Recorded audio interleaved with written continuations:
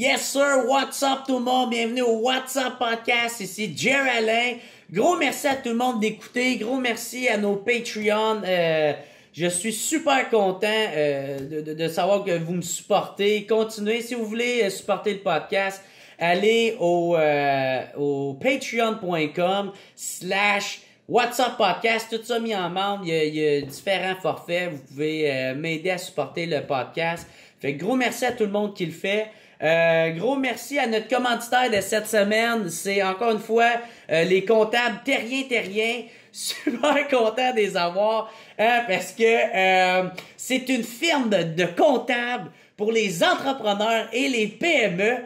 Et ils ont un service clé en main et contrairement à une grande firme comptable, eux autres, ils ont un service personnalisé. Hein? Puis ça, je le sais parce que je vais faire mes impôts là. OK? Ils sont sa coche. Hein, Christophe, shout out.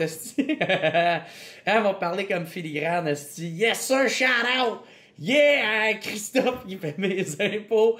Non, mais pour vrai, ils sont vraiment bons. Puis en plus, ils offrent un rabais de 50% sur ta première année.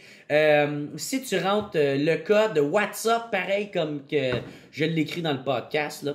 Fait que gros merci à Terrien.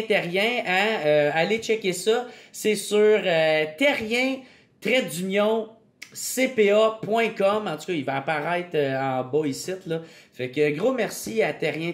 Je suis super content de les avoir comme commanditaire. Et si vous voulez voir mon show Jerry Alain plus pour longtemps, c'est sur jerryalain.com. Hein, toutes les informations sont là. Je fais mon show le 22 mai à Joliette, ou sinon je suis en train de me booker une tournée au Saguenay, à Saint-Jean, non pas Saint-Jean, au Saguenay-Lac-Saint-Jean, excusez, et aussi d'autres, à Rivière-du-Loup, à Rimouski. Il y a plein de dates, je suis en train de booker aussi à Abitibi-Témiscamingue. En tout cas, allez checker ça, jerryalain.com. Tous les billets sont là. Ou sinon, quoi d'autre est-ce que je voulais vous dire? Je pense que c'est pas mal ça. Ah ouais, si vous aimez qu'est-ce que je fais, allez liker ma page de ma page Facebook. Vous pouvez aller checker ça, Jerry Alain sur Facebook. Ou sinon, sur Instagram, c'est Jer, barre en bas, Alain. Ou sinon, aussi, vous pouvez liker, vous abonner au channel YouTube, mettre 5 étoiles sur iTunes. C'est pas mal ça, là. Merci de m'encourager, ça c'est fait. Qui qu'on soit cette semaine, c'est Patrick Bonin de porte-parole chez Greenpeace. Très content de l'avoir reçu. Je trouve que ça fait différent de recevoir des artistes. Là, on a un militant de chez Greenpeace. Je suis content. Malgré que j'aurais aimé ça, de ma part, j'aurais aimé ça être capable de l'amener plus à l'emmener à la personne Patrick Bonin, hein, que le gars qui est dans le fond. Je trouve que ça sonnait un peu téléjournal des fois un peu, tu sais. J'aurais aimé ça être capable de l'amener plus côté personnalité, tu sais. Puis mais c'est pas grave, tu sais. Je pense que ça a donné un bon podcast. Ça fait différent.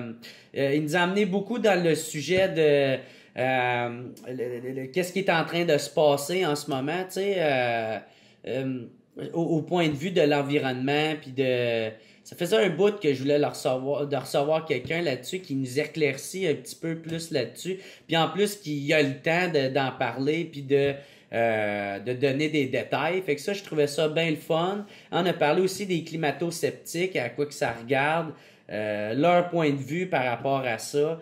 J'étais bien content. Puis aussi, vers la fin, on a commencé, j'ai parlé un peu plus de, genre, lui, dans son environnement, genre, si il a eu à s'adapter avec son entourage, puis tout ça. Puis plein d'autres sujets, que c'était bien le fun. Fait que, gros merci à Patrick Bonin. Puis, si vous avez des idées d'invités que je pourrais recevoir, écrivez-les dans les commentaires. Encore une fois, gros merci au comptable, la firme comptable Terrien. Allez checker ça, Terrien, THERRIEN, _CPA.com. Gros merci à Terrien. Puis passez une excellente semaine tout le monde. Je vous adore. À plus.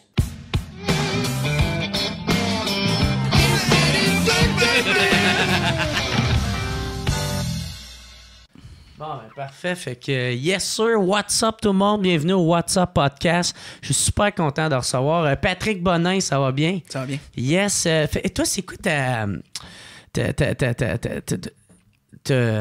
position? C'est quoi? T'es-tu représenté? Au début, je pensais que t'étais PDG ou porte-parole. Je suis comme pas sûr chez Greenpeace. Mais c'est quoi? C'est représentant, c'est ça? En fait, officiellement, je suis responsable de la campagne Climat-Énergie à Greenpeace Canada. OK. De par mes fonctions, je suis aussi porte-parole. OK. Donc, c'est essentiellement stratégie de campagne au niveau des changements climatiques. Donc, climat-énergie. Je suis basé à Montréal. Donc, je suis dans le bureau de Montréal. On est des bureaux partout à travers le Canada. Je suis aussi porte-parole pour, en francophone, en fait, pour le Canada. Je travaille également sur les enjeux internationaux, que ce soit, par exemple, l'accord de Paris, toutes ces négociations-là autour des ententes mondiales. OK, très cool. Fait que là, toi, t'étais sûrement content de la manifestation qu'il y a eu, là, je pense, une couple de semaines. Il y avait 150 000 personnes dans les rues. Étais-tu là à Manif? Oui, totalement. Ouais. On a, en fait, c'était une manifestation étudiante d'un mouvement qui a été spontané. OK, je pensais que c'était plus qu'étudiants. Il y avait d'autres personnes, mais la très grande majorité des 150 000 personnes, c'était des étudiants. Il y avait d'ailleurs 150 000 étudiants qui étaient en grève, qui avaient passé une résolution de grève dans leur association respective. OK. Et ils ont lancé ça il y a à peu près un petit peu plus qu'un mois. Ça a donné que je donnais une conférence à l'Université de Montréal et pendant ma conférence, il y a une femme, en fait, qui s'appelle Léa Hilardo, qui est cofondatrice de ce mouvement-là qui s'appelle La planète s'invite à l'université. Okay. Et c'était pas le but de ma conférence, mais ça a donné, elle a dit, hey, nous, on part un mouvement dans le cadre d'un mouvement mondial. En fait, c'est un appel qui a été fait l'automne passé par Greta Thunberg, qui est l'étudiante dont on entend pas mal parler. La petite, là. La petite... qui a l'air d'avoir 12 ans. Ouais, je pense qu'elle en a 16 à valider, là, mais donc elle a lancé un appel international. En Europe, ça fait plusieurs semaines qu'il y a des grèves justement étudiantes où les étudiants sortent dans la rue pour demander à leur gouvernement d'être sérieux, responsable face à la crise climatique. Et elle avait lancé cet appel-là, une grève mondiale le 15 mars. Les gens du Québec, les étudiants ont répondu à l'appel, en fait, et ça a été la plus grosse manifestation dans le monde, celle à Montréal, avec 150 000 personnes. Et c'est pas rien, là. Il y avait plus de 2000 événements à travers les villes, dans 120 pays à travers le monde, 1,4 million d'étudiants dans la rue. Nous, dans le fond, de par cette relation-là, de cette rencontre-là que j'ai fait avec elle, évidemment, on est un groupe environnemental, on est actif, fait que c'est sûr qu'on a échangé avec les étudiants beaucoup. Ben oui. Puis, tu trouves-tu qu'il y a une montée du monde qui se sont... qui se conscientisent justement à l'environnement puis à les changements climatiques? Ou, tu sais, c'est comme, tu sais, c'est les jeunes... les jeunes sont souvent plus concernés par ça, puis là, après ça, les années arrivent, puis là, ils deviennent de moins en moins concernés ou ils rentrent dans leur petite vie, dans leur petite routine. Mais tu trouves-tu qu'il y a eu un changement depuis?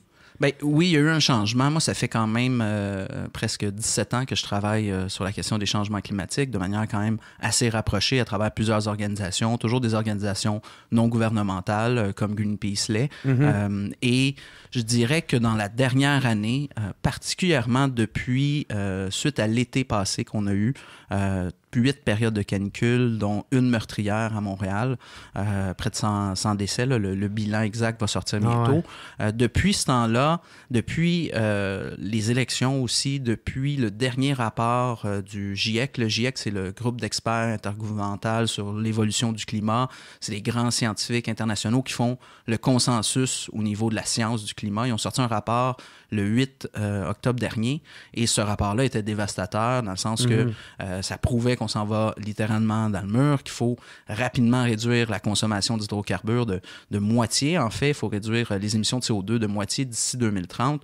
Donc, je dirais l'ensemble de ces les événements extrêmes, les feux de forêt aussi, la canicule, évidemment, les inondations qu'on a eues, les élections où ça a parlé beaucoup d'environnement, le rapport du GIEC, on a vu une montée de la mobilisation, de l'éveil collectif, je dirais, sur la question des changements climatiques. Oui, ça, c'est pas juste les jeunes. C'est pas juste les jeunes. Et c'est, quand on regarde l'ensemble des sondages. Depuis plusieurs années, l'environnement est important. Toujours dans les élections, il y a toujours des sondages sur qu'est-ce qui vous préoccupe. Évidemment, de l'économie, il y a la santé, il y a l'environnement. Et on voit l'environnement qui monte toujours dans les 3 premières places. Pour les élections du Québec, selon certains sondages même, ça a été le facteur le plus important pour les gens. On parlera par la suite de l'élection de la CAQ et comment ça peut être contradictoire. Parce qu'il... Mais t'es-tu content quand même de l'élection? Parce que ouais, la CAQ a rentré en force, puis tu sais, l'environnement, c'était pas trop leur cible, on peut dire. Mais, par exemple, il y a quand même Québec solidaire que, tu sais, il y en a bien qui peuvent leur reprocher des affaires, mais l'environnement, c'est vraiment beaucoup bien... C'est quasiment leur pitch de vente, là, tu sais. Bien, ça a été le parti politique qui a mis le plus au centre de sa plateforme et de ses promesses, l'environnement, particulièrement la question des changements climatiques avec un plan de transition. Donc, clairement, je pense qu'une bonne partie des électeurs se sont retrouvés là-dedans, sont allés chez QS. Il y a plein d'autres facteurs aussi, j'en conviens.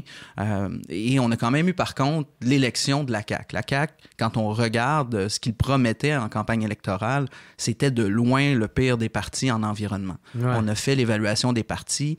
Ils ont obtenu 28%. Donc, c'était... il y avait eux, les libéraux, étaient même pas à 60%. Puis après ça, il y avait le PQ et QS qui se démarquaient de par, justement, ça, c'est qu'est-ce qu'ils proposent? Ce qu'ils proposaient, leur plateforme, comment ils ont répondu aussi à un questionnaire qui a été envoyé par 10 groupes environnementaux et même plus larges qu'environnementaux du Québec. Et là, ce qu'on se rendait compte, dans le fond, c'est que la CAQ n'était pas là du tout en environnement. Vraiment pas. Il y avait quelques mesures au niveau des transports collectifs, mais sans plus. Donc, c'était un parti, et ce l'est encore à plusieurs égards, duquel on craignait énormément en environnement. Et là, ils sont arrivés au pouvoir suite à des mobilisations. Là, cet automne, ça a été impressionnant parce que c'est la première fois au Québec, à ma connaissance, qu'il y avait des manifestations à tous les samedis qui étaient organisées juste par des citoyens. Et ça a commencé tranquillement. C'était sur la question des changements climatiques. Ça s'appelait La planète s'invite dans la campagne. Et ils ont commencé à 300, 400 personnes. Après ça, ça a monté à 2000, 5000, 7000 la dernière manifestation. Puis même suite à l'élection, ils ont fait une grande manifestation. Ça, je le rappelle, là, c'est des bénévoles, des citoyens. Ils ont changé leur nom après l'élection pour s'appeler La planète s'invite au Parlement. Et ils ont organisé une manifestation le 10 novembre dernier où il y a eu 50 000 personnes dans les rues de Montréal. Et ça, c'était pas juste des jeunes, c'était de toutes les strates, je dirais, des générations. Donc, c'est clairement un mouvement de fond. Et ça l'a forcé le gouvernement de la CAQ aussi de faire son mea culpa, de reconnaître que, écoutez, l'environnement, on est passé, c'est ce qu'ils ont dit là, on est passé complètement à côté. Il y a une urgence climatique qu'a reconnu M. Legault et il va falloir qu'on en fasse davantage. Fait que ça fait une différence de faire une manifestation. Parce que, tu sais, il y en a bien qui vont faire... Tu sais, moi, des fois, il y a une partie de moi qui le pense un peu, même si je voudrais pas, mais, tu sais, on dirait que... Tu sais, ça donne à rien. Là, tout ce que tu fais, c'est marcher dans la rue. Puis, mais est-ce que ça fait réellement un poids dans la balance? Là, ben, oui, totalement. C'est sûr que quand il y a des manifestations qui ont des demandes précises et les politiciens sont dans leur bureau, ils regardent, ils voient 50 000 personnes dans la rue, ils savent très bien que ça veut dire qu'il y a beaucoup plus que 50 000 personnes qui pensent ça. Ça veut dire que c'est important pour plusieurs personnes qui sortent, qui sont prêtes à sortir même dans la rue, à manifester, à revendiquer. Et dans ce cas-ci, c'est clair que c'est pas un mouvement ponctuel. C'est pas quelque chose qui arrive puis ça devient une mode aujourd'hui. C'est une réalité. La situation, il y a 317 municipalités au Québec qui ont déclaré qu'on est en urgence climatique. 317 municipalités qui représentent plus de 6 millions de personnes au Québec. Il y a aussi quasiment 270 000 personnes maintenant qui ont signé le pacte pour la transition, le pacte.ca qui a été lancé par Dominique Champagne et d'autres personnalités du Québec. Et ça, 270 000 personnes, c'est même pas en 6 mois. On n'a jamais vu ça en termes de pétitions de gens qui disent « Regardez, je reconnais qu'il y a une urgence climatique, je reconnais que moi, je dois faire des efforts dans ma vie de tous les jours, mais le pacte, c'est d'exiger que le gouvernement, lui, fasse la job. » qu'il ne fait pas actuellement, qu'il n'a pas fait dans le passé. Et ça, c'est autant au fédéral qu'au provincial. Fait que ce genre de mobilisation-là, que ce soit dans les sondages, mais que ce soit aussi dans la rue, dans les pétitions, c'est sûr que des politiciens qui veulent se faire élire, même en début de mandat, la CAQ est en train de regarder aussi à sa réélection éventuelle. Ils savent très bien que l'enjeu climatique, c'est pas juste un enjeu d'environnement, c'est un enjeu d'économie, c'est un enjeu de santé, c'est un enjeu de social aussi à plusieurs égards. Et il va falloir qu'ils modifient leur approche, qu'ils ont déjà commencé à faire, mais malheureusement, ils partent tellement de loin qu'on n'est vraiment pas sorti du bois avec eux autres. Et il va falloir clairement continuer cette mobilisation, comme entend le faire les étudiants, mais aussi il y a plein d'autres manifestations qui s'en viennent au mois d'avril. Ça va être ce qu'on appelle un printemps climatique, parce que les gens, ils en ont signé des pétitions, ils en ont fait des revendications, des appels à leurs députés, puis ils se rendent compte que, attendez un peu, là, ça marche pas encore. Il faut aller rapidement, quand je parlais tantôt, là, de couper les émissions mondiales de CO2 de moitié d'ici 2030. Ça, c'est la science qui nous dit qu'il faut qu'on fasse ça. D'ici 11 ans, il faut qu'on coupe les émissions de moitié. Sinon, on va avoir une augmentation clairement des événements, des bouleversements climatiques catastrophiques. Et même en atteignant ça, en coupant de moitié, on sait qu'il va en avoir plus. Fait que c'est là, il y a une urgence, les gens l'ont compris, les gens se mobilisent. Mais là, il va falloir que les gouvernements réagissent, que le gouvernement soit crédible, sérieux, qu'il y a des plans sur la table, parce qu'actuellement, il n'y en a pas du tout, puis on va manquer nos cibles de réduction de gaz à effet de serre au Québec et au fédéral. Ben c'est ça, là, tu parles justement des enjeux là, qu'il y a. Je sais pas si, je pense que c'est peut-être en août cet été qu'il y avait une nouvelle comme quoi que la planète, on vivait sur nos crédits. Ça, elle est plus capable de se régénérer. Je sais pas si tu veux mieux l'expliquer que moi là, en ce moment. C'est essentiellement un concept qu'on appelle l'empreinte écologique des gens. Okay. Donc, il y a des organisations qui font l'analyse à voir, on est combien 8 milliards d'êtres humains actuellement, on consomme du pétrole, du gaz, du charbon, on utilise de l'eau, on fait de la déforestation. Et ce qui est calculé, dans le fond, c'est au rythme de vie actuel des gens sur la planète, combien ça prendrait de planète pour subvenir à nos besoins. Et ce qu'on se rend compte, et à chaque année, c'est de pire en pire, malheureusement, là, c'est que ça prendrait actuellement 1,6 planètes pour subvenir à notre mode de consommation. Parce qu'on consomme trop, parce qu'on consomme mal. Ça, c'est au niveau mondial, mettons la moyenne mondiale. Là-dedans, évidemment, il faut comprendre que les pays en développement, par exemple les pays africains, ont une empreinte écologique beaucoup moindre que nous. Ne serait-ce qu'on regarde le nombre de véhicules par habitant, par exemple, d'automobiles. En Inde ou en Chine. Et cette date-là, cette année, je pense que c'est peut-être autour du 1er août, je ne sais pas, là, elle recule à chaque année. Ce qui veut dire que de plus en plus tôt dans l'année, on atteint le point où on a consommé justement trop de ressources pour ce qui est capable de produire la planète, de subvenir à nos besoins en termes de CO2 beaucoup. Là, c'est beaucoup ça aussi, l'empreinte écologique, c'est l'empreinte de CO2 qu'on émet. Je pensais que c'était être capable de se renouveler de tout ce qu'on consomme, justement. Ça vient avec, en ce sens que... régénérer. En ce sens que le CO2, normalement, si on était balancé, on aurait une captation, par exemple, par les forêts qui compenserait pour nos émissions. Actuellement, on émet trop de CO2, de gaz à effet de serre, donc on augmente la concentration de CO2 dans l'atmosphère, on augmente l'effet de serre par le fait même, donc la planète retient davantage de rayons du soleil et ça se réchauffe de plus en plus et on voit, les 3 dernières années, sinon plus, ce sont les plus chaudes enregistrées. 9 des 10 années les plus chaudes, c'est depuis les années 2000. Et ça, c'est parce qu'on émet trop de CO2. Et là, l'empreinte écologique calcule justement qu'est-ce qu'on devrait émettre. Et on se rend compte que non, on en émet trop. Puis à chaque année, on augmente actuellement les émissions de gaz à effet de serre. Ce qui veut dire que cette date-là, elle recule. Donc, de plus en plus tôt dans l'année, on a trop émis de CO2 par rapport à la capacité de la planète de séquestrer ce carbone-là, que ce soit, par exemple, la captation par les forêts. Puis, c'est quoi qu'il faudrait faire pour être capable de le stopper, tu sais? C'est relativement simple. Enfin, on connaît les solutions et c'est ça qui est le plus frustrant d'une certaine manière, c'est que les solutions, elles existent, mais c'est le manque de volonté politique. Quand on regarde au niveau mondial, je parlais de 1,6 planète Terre actuellement, c'est ce qu'on a comme rythme de vie au niveau mondial, mais quand on compare le Québec, qui se dit vert, par exemple, si tout le monde sur la planète consommait comme les Québécois, ça prendrait 3 planètes Terre pour subvenir à nos besoins.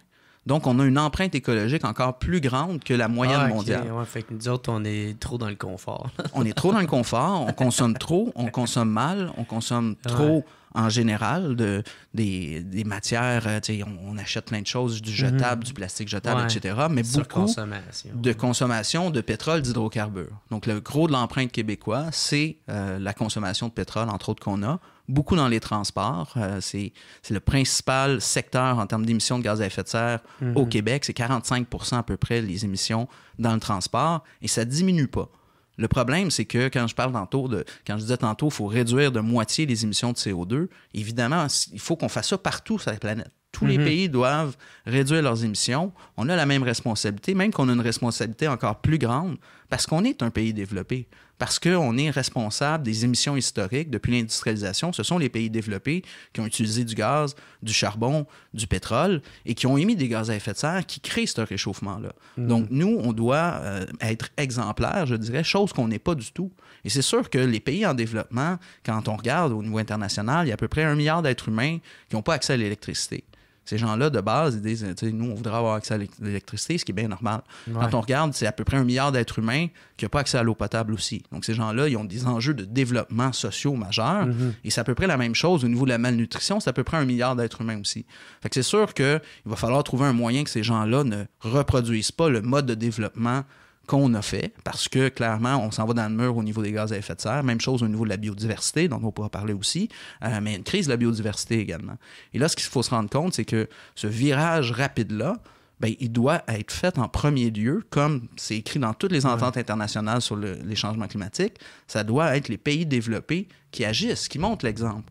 Parce que si nous, on n'a pas fait la job, si on est en train d'augmenter nos émissions au Québec, si on est en train d'augmenter nos émissions au Canada en général, entre autres en raison du pétrole, de l'exploitation pétrolière et gazière, c'est sûr qu'après ça, on ne peut pas demander aux autres pays de faire leur part. Surtout ceux qui sont en développement, selon les termes onusiens, selon l'ONU, eux, ils nous regardent et ils disent « Attendez, vous faites même pas d'efforts puis vous nous demandez d'en faire, alors qu'on n'est même pas responsable, en tant que pays en développement, des émissions historiques, du réchauffement actuel. Donc, on a même droit à un développement.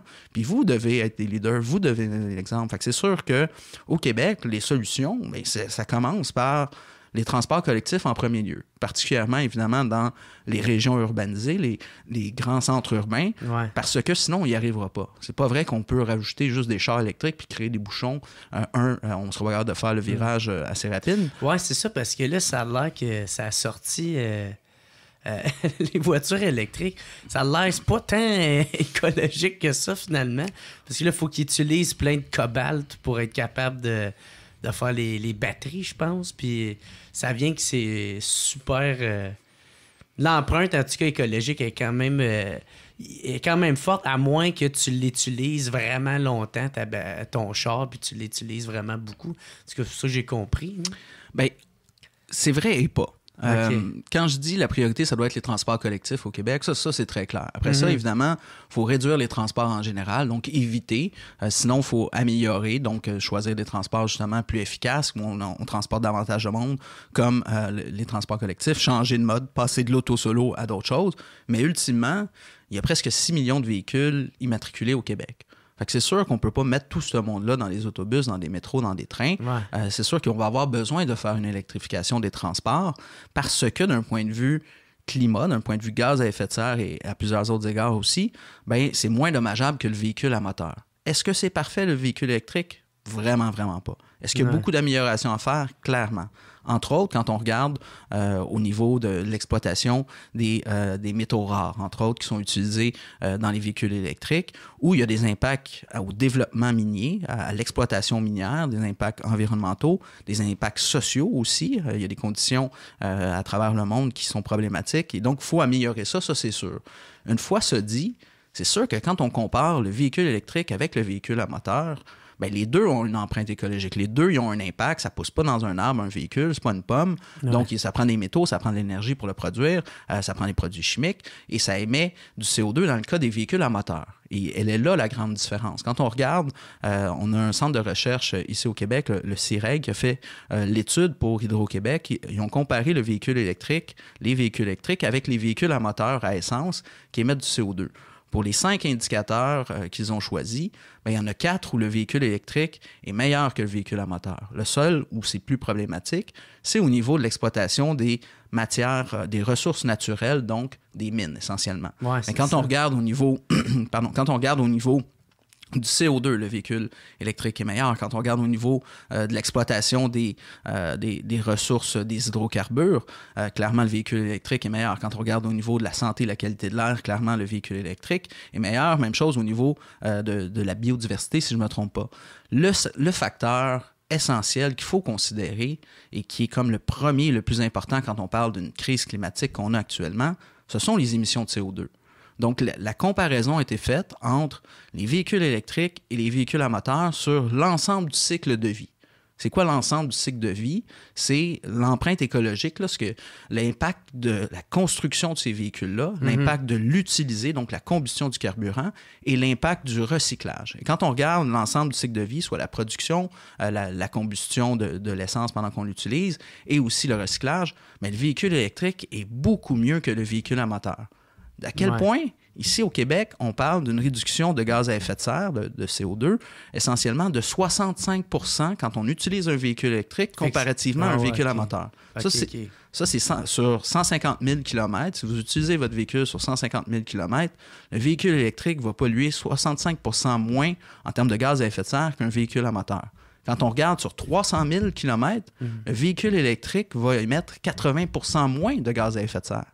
Donc, dans l'optique où il faut qu'on réduise nos émissions de gaz à effet de serre, le véhicule électrique fait partie de la solution.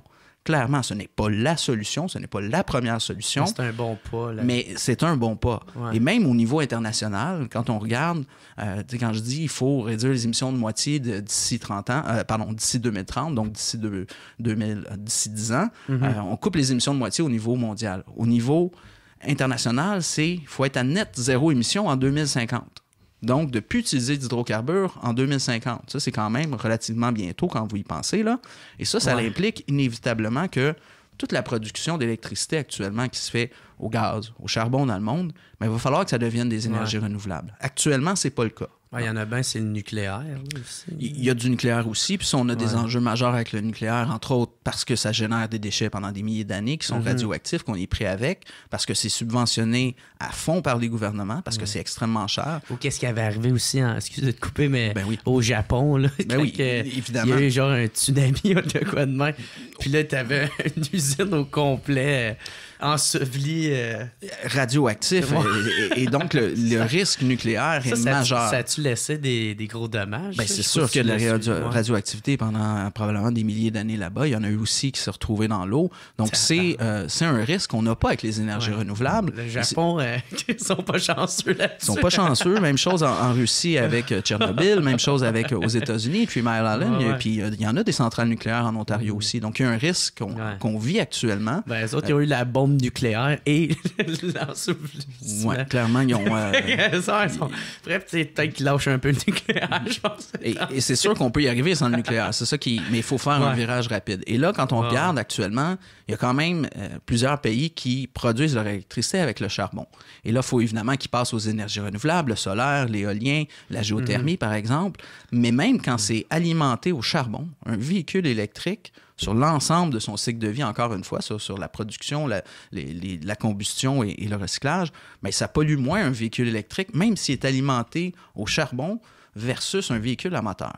Fait que, ultimement, ils vont être alimentés, tous ces véhicules-là, par de l'électricité renouvelable parce que tous les pays dans le monde ont pris l'engagement dans l'accord de Paris. C'était la première fois, cet accord de Paris-là, en 2015, sur le climat, où tous les pays, incluant la Chine, incluant l'Inde, incluant évidemment les pays développés, mais les 195 pays ont pris comme objectif de réduire et ont pris des engagements de réduire leurs émissions de gaz à effet de serre. Et donc, on va voir ces infrastructures-là de production d'électricité devenir de plus en plus vertes. Il faut qu'ils deviennent de plus en plus vertes. Donc, l'impact va être encore moindre de l'utilisation, entre autres, des véhicules électriques. Mais ils respectent-tu ces accords-là, comme l'accord de Paris? Y avait-tu été respecté? Mais tu sais, je me souviens, moi, ça, comme je te disais tout à l'heure, moi, j'étais dans les manifestations là, en 2015, puis me donnais au bout des rues, là, mais je me souviens, tout le monde était content de justement ça, l'accord de Paris, mais y a-tu été respecté, finalement?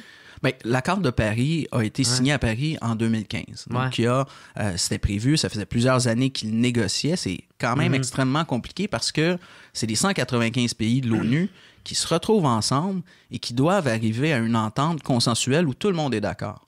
Fait que c'est la première fois, depuis qu'on a des ententes sur le climat, que l'ensemble de la communauté internationale s'entend sur un texte, s'entend sur un objectif aussi, qui est de limiter le réchauffement planétaire à 2 degrés Celsius, voire le plus possible le limiter à 1,5 degrés Celsius. Ça n'avait pas déjà eu lieu avec Kyoto?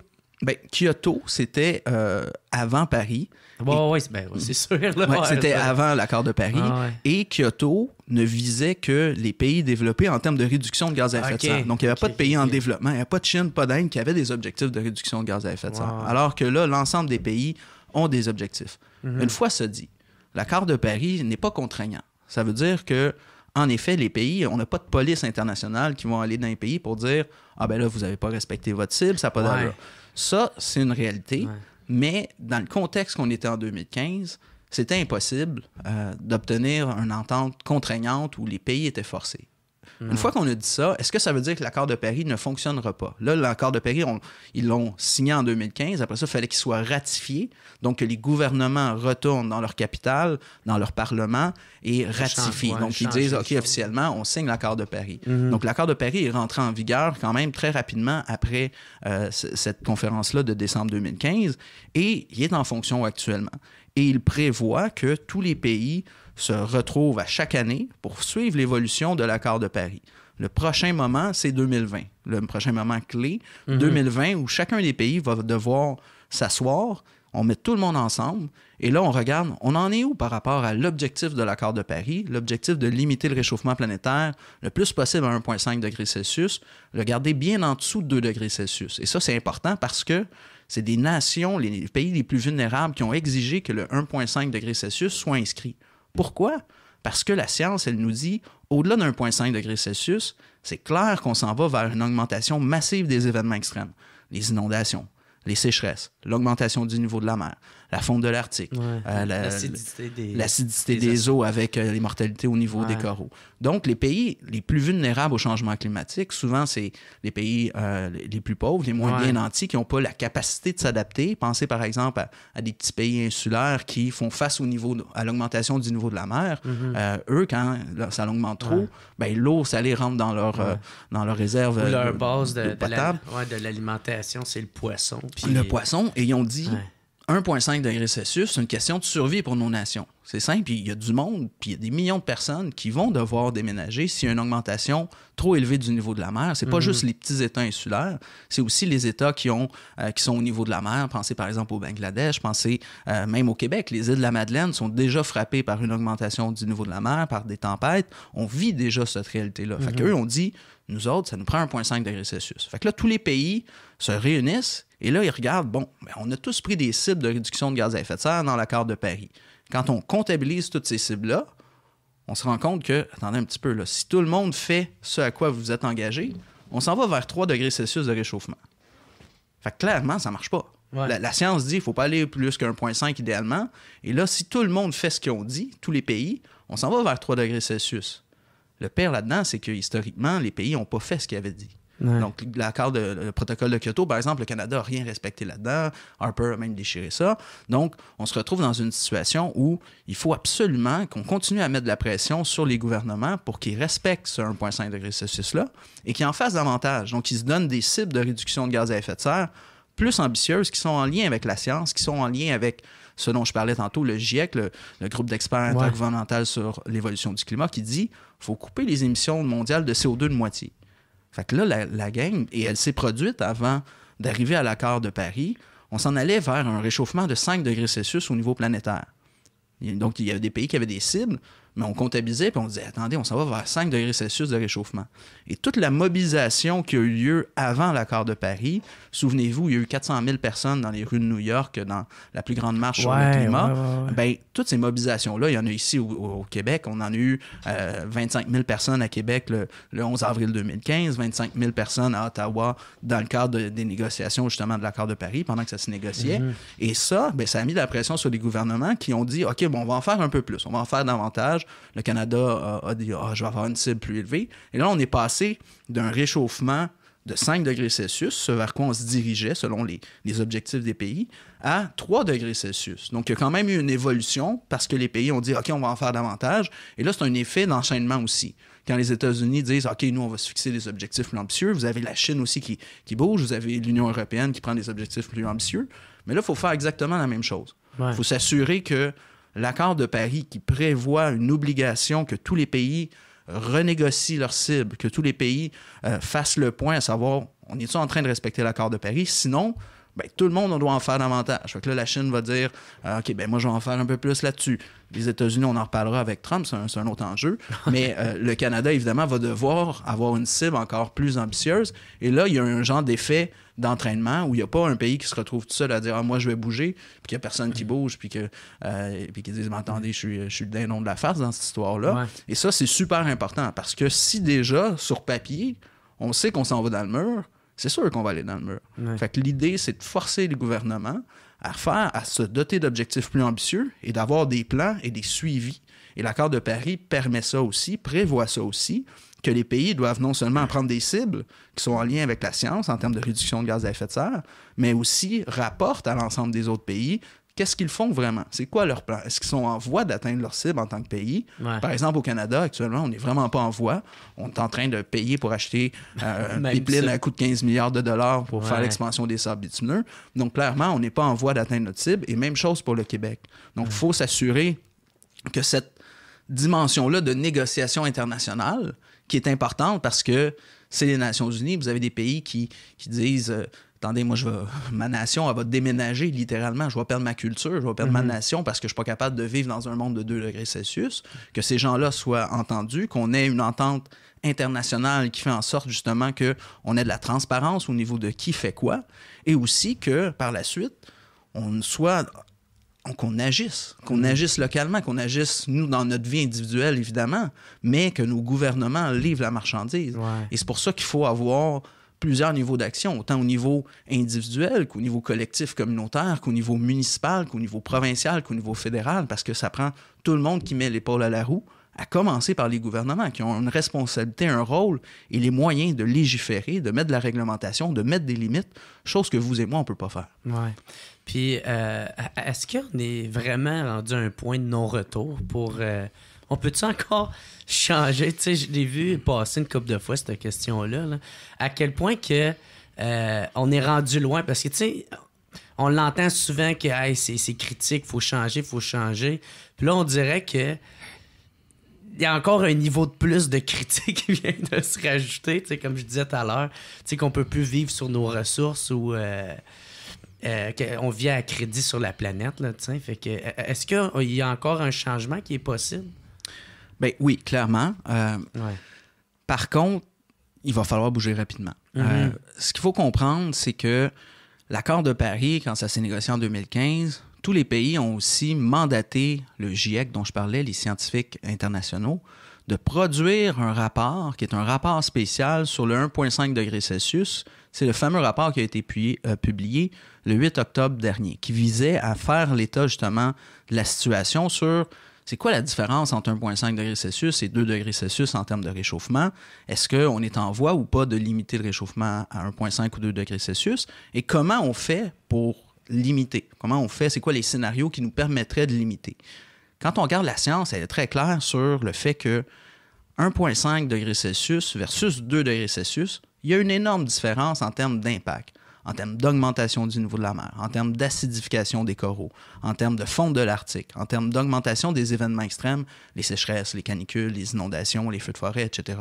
Donc, la science, elle est très, très claire là-dessus. Et la science, elle est claire aussi sur le fait qu'actuellement, on s'en va vers 3 degrés Celsius, donc on n'est pas sur la bonne voie. Mais elle dit aussi comment on pourrait arriver à limiter à 1,5 degré Celsius. Là-dessus, c'est en effet inquiétant parce que actuellement, ça va être extrêmement difficile, voire impossible de limiter à 1,5 degré Celsius.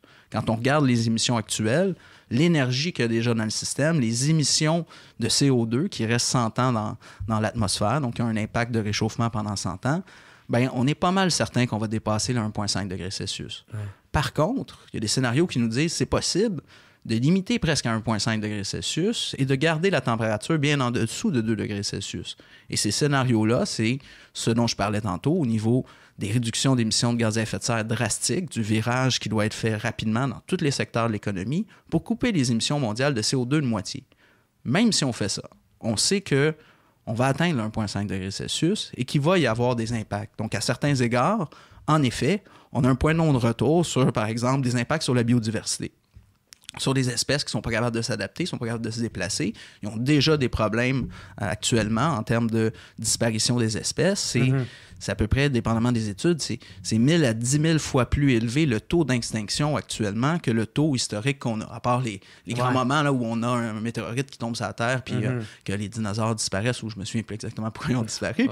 Mais à part ces grands moments-là, on est dans une 6e extinction de masse. Donc, on sait que les changements climatiques arrivent et rajoutent ce stress-là supplémentaire sur les espèces. Beaucoup au niveau des océans aussi, qui est un problème parce que, tu mentionnais tantôt, les océans, c'est le garde-manger pour plusieurs nations qui ont besoin de protéines, qui s'alimentent au niveau des pêcheries. Au niveau des pêcheries, entre 1,5 et 2 degrés Celsius, il y a une diminution des pêcheries de 50 % de plus. C'est majeur. Au niveau des canicules, si on passe d'un réchauffement d'1,5 à 2 degrés Celsius, c'est 400 millions de plus de personnes dans le monde qui vont subir des périodes de canicule extrêmes. Donc, vous voyez, c'est 0,1, dans ce cas-ci, c'est 0,5 de différence. C'est majeur. Donc, chaque dixième d'augmentation de la température... Ça n'a pas l'air beaucoup parce que nous autres, on le calcule pas. Puis que la température, c'est la température dehors, mais tu sais, planétaire... C'est immense. Là, Et c'est 4 fois plus de personnes qui vont subir justement des impacts majeurs au niveau de l'approvisionnement en eau potable. Donc, un stress supplémentaire sur ce 1 milliard de personnes-là. C'est tout le temps les plus pauvres. C'est souvent les plus pauvres, ceux qui n'ont pas les moyens de s'adapter. Et c'est la même chose pour l'agriculture. Donc, il y a des risques... multiples au niveau des récoltes et de l'agriculture qui entraînent aussi de la pauvreté, évidemment, si vous avez de la difficulté à manger. Je sais pas si tu l'as... je te coupe tout le temps, là, mais je sais pas si tu l'as vu, mais cet hiver, il y avait comme... Il a enregistré, je pense, à la fois le plus grand froid qu'il y a eu à Chicago, puis en même temps, la plus grande chaleur qu'il y avait eu en Australie. Tu sais, où est-ce que les koalas, ils crevaient... dans les arbres, il faisait tellement chaud, c'était irrespirable, tu sais. Une affaire de comme genre 50 degrés, là, sans humidex puis tout ça, là, tu sais. Puis là, tu voyais l'effet contraire à Chicago, qui était là le plus grand froid jamais enregistré. Puis ça, tant qu'à moi, on est juste dans le début, là, tu sais. Si on change à rien... Ça, il faut faire attention. Hein. Quand on regarde au niveau du réchauffement planétaire, il faut vraiment regarder au niveau planétaire. Donc, c'est quoi la moyenne de réchauffement au niveau planétaire? Et quand on regarde, presque tous les endroits dans le monde se réchauffent. J'en parlais tantôt, les 3 années les plus chaudes, c'est les 3 dernières années. Probablement que 2019 va être encore là. Et ça, c'est une moyenne mondiale. L'Arctique, par exemple, et le Nord a tendance à se réchauffer en moyenne 2 fois plus rapidement que le reste de la planète. Et là, il y a des micro-phénomènes aussi. Dans le cas, par exemple, des périodes de froid qu'on a eu au Québec, qu'on a eu à Chicago, de plus en plus, le lien est fait entre le réchauffement planétaire et ces périodes de froid-là. C'est un peu contradictoire quand on y pense, mais en même temps, la science commence à expliquer, et ça, c'est un phénomène récent quand même, là, de plus en plus, d'où viendraient ces périodes de froid-là. Le Québec a été particulièrement, si vous regardez, là, vous tapez sur Internet, mettons, map ou carte mondiale réchauffement planétaire, vous avez du rouge partout à peu près, puis des fois, il y a un peu de bleu qui montre que des endroits se sont refroidis. Ce qui arrive comme phénomène, c'est entre autres qu'il y a une fonte de l'Arctique actuellement. Donc, la calotte polaire qu'on a, la calotte glaciaire, c'est de la glace, c'est blanc.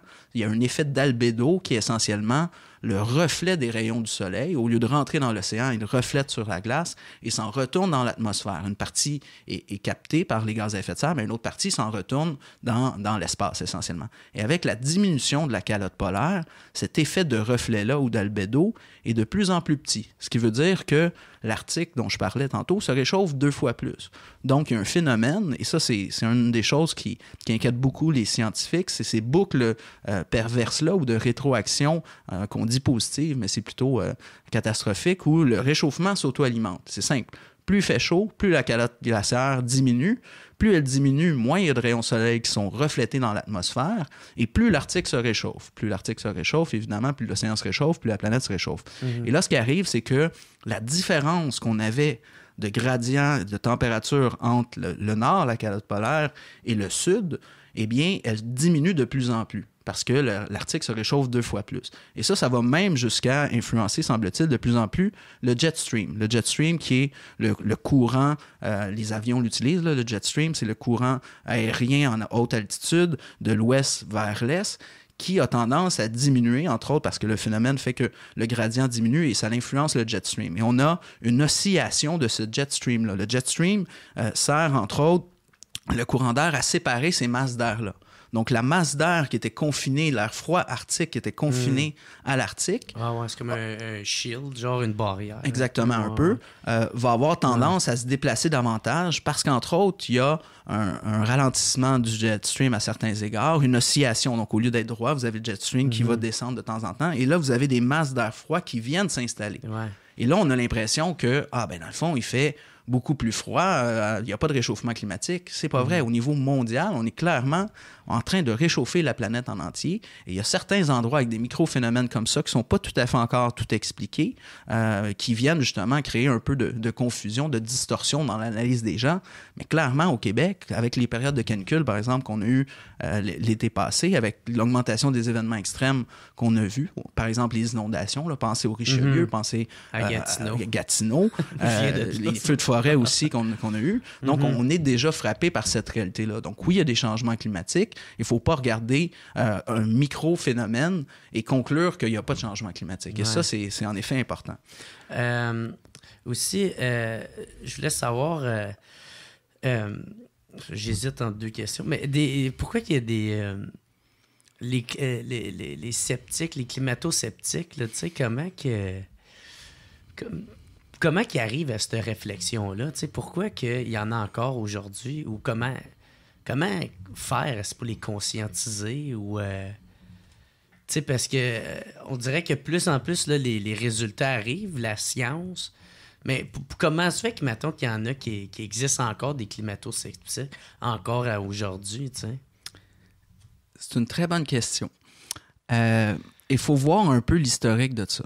Essentiellement, vous avez des compagnies pétrolières, on les nomme là, clairement, et il y a plusieurs études là, qui le démontrent, là, qui savent depuis des décennies que les émissions de CO2 causent les changements climatiques, réchauffent la planète et que c'est inquiétant. Ils ont caché pendant de nombreuses années ces études-là qu'il y avait même à l'interne. Exxon se fait poursuivre actuellement par la ville de New York, par San Francisco également, en disant, écoutez, on a des impacts des changements climatiques comme ville, c'est de votre faute parce que, entre autres, vous êtes la source du problème en termes de production pétrolière et vous nous avez caché la science. Et il faut comprendre que c'est leur business. C'est simple, c'est leur business de vendre du gaz, du pétrole, du charbon. Et ça, c'est des lobbies organisés. C'est probablement un des lobbies, sinon le lobby le plus puissant au niveau planétaire. Ils ont financé pendant des décennies des centres de recherche, mis en place des stratégies de communication visant à semer le doute chez les gens. Même, excusez de couper, mais je me souviens quand Justin Trudeau il avait été élu, tu sais, direct à côté de lui ou en arrière un peu, il y avait comme un des dudes de... TransCanada. Ouais, c'est direct ça, tu sais. Fait que, tu le vois que... Ils font exprès, ils utilisent leur lobby puis leur argent, leur pouvoir, justement, pour forcer les choses à ce que ça reste plus à leur avantage. Hein, et c'est le principal lobby au niveau canadien. Là. Pourquoi vous pensez qu'on est rendu à acheter un pipeline de sable bitumineux dont une entreprise pétrolière ne veut même plus, puis que le gouvernement est prêt à mettre 15 milliards de dollars pour construire un pipeline de sable bitumineux Trans Mountain. Le gouvernement canadien a acheté ce pipeline-là. Ça va coûter 15 milliards pour le construire parce qu'ils veulent désenclaver les sables bitumineux, augmenter la production, augmenter l'exportation. Donc, c'est le lobby probablement le plus puissant au Canada. Le fait qu'on ait encore un paria en termes de lutte contre les changements climatiques, c'est directement lié à cette influence-là de ce lobby-là. Une fois qu'on a dit ça, quand on regarde l'historique des climato-sceptiques, on se rend compte que ça a changé énormément au cours des dernières années. Avant, vous aviez plusieurs. Pensez par exemple à l'Institut économique de Montréal, qui est un think tank ou un centre de recherche qui a des liens avec des pétrolières qui, il y a quelques années, disaient les changements climatiques, il n'y a pas de réchauffement planétaire, ça n'existe pas. Tout ça, évidemment, pour semer le doute, pour qu'il y ait moins d'action de la part des gouvernements, pour que les gens disent non, dans le fond, attendez, ça se peut pas. Il fait froid au Québec, il n'y a pas de réchauffement planétaire. Et ça, c'était très clairement organisé. Les entreprises pétrolières font du lobby à temps plein et font surtout des stratégies de communication. Ils ne sont même plus à faire juste du lobby à l'intérieur des bureaux des ministres et des présidents. Ils sont en train de déployer des stratégies de communication visant à semer le doute, visant à ralentir l'action des gouvernements en montrant, regardez, avant, ils disaient, il n'y a pas de changement climatique. Là, maintenant, la science est tellement claire. Quand je vous parlais du GIEC tantôt, il y a des rapports qui sortent. Il y avait un rapport spécial en octobre qui est sorti, mais normalement, ils sortent un rapport à tous les 7 ans. Ça, c'est la science au niveau international. C'est le consensus scientifique que tous les pays signent. Là. Tous les pays s'entendent puis ils disent « OK, le rapport du GIEC qui sort aux 7 ans, l'état de la science, on est d'accord avec le contenu. » Et en 2013, ils ont sorti le dernier rapport qui sortait aux 7 ans. Le prochain, c'est en 2020 environ. Donc, ce rapport 2013-là était tellement clair au niveau de la science, et il l'est toujours parce que vous pouvez toujours le consulter, là, était tellement clair que c'était indéniable. Le consensus scientifique, tous les experts s'entendent. Le réchauffement planétaire existe. Le réchauffement planétaire est extrêmement préoccupant parce qu'il va y avoir une augmentation des événements extrêmes et est causé par l'être humain essentiellement. Essentiellement, ce sont nos émissions de CO2 depuis 150 ans qu'on utilise du pétrole, du gaz, du charbon depuis l'industrialisation. Ça, c'est le plus urgent. Ça, c'est plus urgent. Et là, la science était tellement claire que les climato-sceptiques ont changé leur discours. Donc, vous n'entendrez plus l'Institut économique de Montréal, par exemple, je les prends comme exemple parce que c'était le discours qui tenait, vous les entendrez plus dire « Ah non, le réchauffement planétaire n'existe pas ». Tout le monde est d'accord maintenant que le réchauffement planétaire existe. Ils peuvent même pas dire le contraire, ils ont l'air trop fous. Il y a peut-être Trump, OK? Ouais. C'est une exception, mais Il continue on va pas le psychanalyser aujourd'hui, là. Ouais. Mais les climato-sceptiques se sont transformés. Parce que leur intention, quand vous pensez à une pétrolière, là, puis après ça, les gens qui répètent, c'est autre chose, on en parlera, là, mais ils se sont dit, OK, on peut plus dire que le changement climatique n'existe pas. Maintenant, leur stratégie, c'est de dire, dans le fond, les changements climatiques, oui, on les reconnaît, mais un réchauffement de 2 degrés Celsius, c'est pas si grave que ça. En termes d'impact, c'est pas si préoccupant. Là. C'est des alarmistes qui disent qu'il va y avoir vraiment beaucoup d'impact. C'est pas tout à fait prouvé. Puis ça pourrait même être intéressant d'un point de vue économique. Par exemple, un réchauffement de 2 degrés. Au Québec, on va faire de l'agriculture en hiver quasiment. Ils essayent de le mettre à leur avantage. Et aussi, ils camouflent le fait que ils négligent et ils dénigrent et ils minimisent les impacts. Donc, ils sèment le doute chez les gens. Ah, OK, maintenant, on reconnaît que le changement climatique existe, mais dans le fond, c'est pas si grave. Puis le Québec, là, on est juste une petite goutte d'eau dans l'océan. Fait que nous, dans le fond, ça change rien qu'on réduise nos émissions mondiales. Ils jouent beaucoup là-dessus, sur le fait que on est petit au Québec, fait que nous, ça changera rien alors que la Chine pollue, alors que tout le monde doit réduire ses émissions. Donc ça, c'est un problème. Et aussi, l'autre chose qu'ils tentent de faire beaucoup, c'est justement de dire « la transition énergétique là, qu'il faut faire, ça va prendre des décennies, ça va prendre quasiment 100 ans, on va toujours consommer du pétrole. » Donc, c'est de ralentir la vitesse de transition qu'on doit faire. Et je vous le rappelle, là, couper les émissions mondiales de moitié d'ici 2030, ça veut dire que 2/3 du charbon, on diminue. On diminue de 2/3 l'utilisation du charbon. On diminue de 37% l'utilisation du pétrole, de 13% l'utilisation du gaz. Pourquoi? Évidemment, le charbon est plus polluant. Fait que les combustibles les plus polluants, c'est eux qu'il faut qu'on réduise le plus rapidement. Fait que le discours des climato-sceptiques, maintenant, c'est plutôt des négationnistes, qu'on les appelle. Ceux qui nient la science, qui nient les impacts potentiels. J'avoue qu'on les connaît de plus en plus, mais c'est sûr que ce sont des prévisions qui s'avèrent de plus en plus vraies. On s'entend sur l'augmentation des événements extrêmes, mais aussi qui nient l'urgence d'agir, l'urgence de réduire rapidement nos émissions parce qu'ils veulent maximiser leur business, ils veulent faire le plus de profit possible avant de fermer boutique. Parce que tout le monde l'a vu, toutes les pétrolières l'ont vu. Une fois que tu signes l'accord de Paris, une fois que tous les pays s'engagent, si on veut respecter cet accord-là, c'est le début de la fin de l'ère des combustibles fossiles. D'ici 2050, on n'utilise plus de combustibles fossiles. C'est ça qu'il faut faire. Donc, ils savent très bien, ils ne sont pas caves, mais ils veulent maximiser, ralentir l'action des gouvernements. Et c'est là que c'est extrêmement problématique, parce que c'est insidieux leur approche. C'est une approche de relations publiques. Ils ont beaucoup de moyens. C'est une approche de lobbyistes également. Et c'est une approche de semer le doute chez les gens. Ouais, ben moi je sais pas, c'est peut-être parce que moi, j'en ai pas de grosses compagnies de même, là, mais moi, être eux autres, je trouve ça serait comme... Tu sais, je trouve ça serait plus intéressant, mettons, au pire de... Tu sais, de construire une branche, une autre alternative, genre juste d'électricité ou d'éolienne pour continuer à avoir un monopole sur le marché des ressources naturelles, on va dire. Là, ils sont tellement remplis d'argent que moi, je pense que à un moment donné, tôt ou tard, il va falloir qu'ils se rendent compte et qu'ils se mettent à l'évidence que le monde va vouloir de moins en moins en consommer, là, de pétrole et tout ça, parce que là, on dirait que...